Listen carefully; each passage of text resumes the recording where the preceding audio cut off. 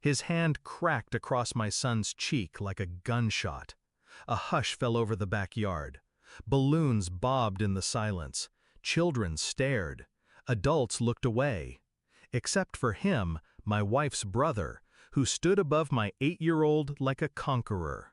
Like father, like son, he sneered, both useless.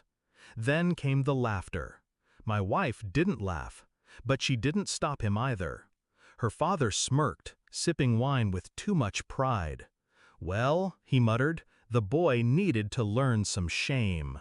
I didn't speak, didn't move, but the mic pinned to my collar, still live from the toast minutes before, didn't miss a word. And neither did the house speakers.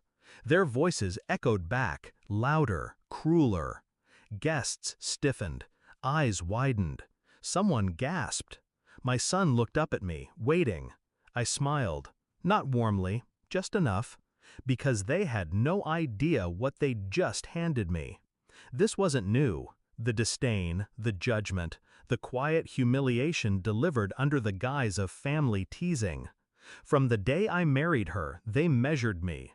Bank account, last name, career title, and found me lacking. My wife called it their way, said I needed thicker skin, said they meant well. I endured it for her, for our son.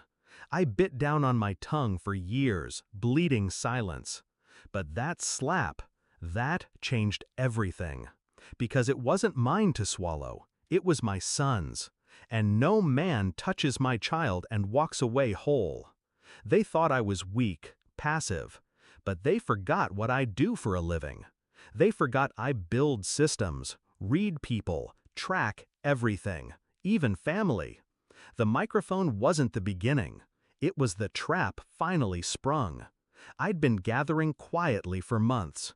My brother-in-law's shady business deals, my father-in-law's offshore tax evasion, my wife's carefully hidden financial transfers to a private account that didn't have her name. I documented it all. Emails, wire trails, voicemails. The family business? A facade, a front. Money laundering in plain sight, washed through events, charities, and handshakes at parties like this one.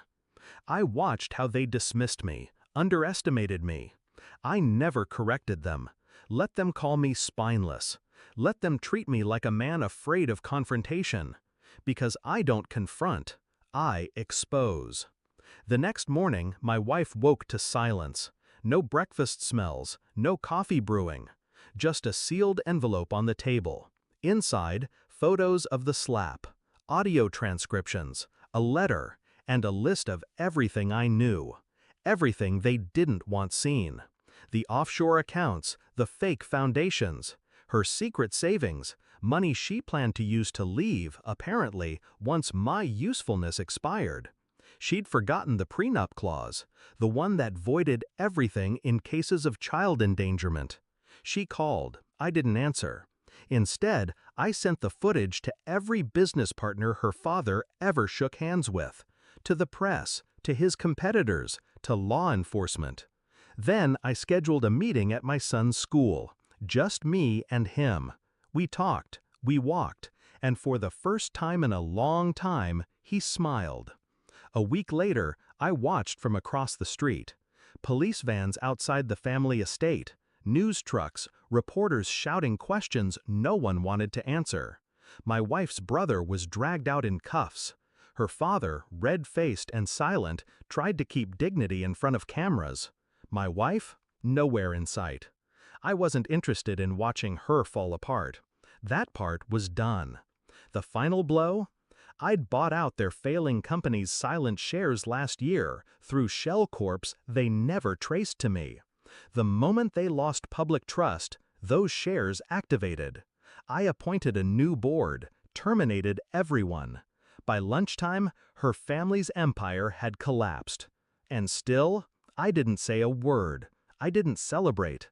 I took my son out for ice cream, watched him eat with the joy of a boy who no longer had to prove himself. He asked me, "Will we see them again?" I said, "No." He nodded. That was enough. Revenge isn't loud. It's not fire and fury. It's silence, sharp, surgical. And now? Now I sleep in a home that's quiet, safe, clean of poison. They taught me shame. I taught them consequence. Because the mic was always on. They just didn't hear it until it was too late.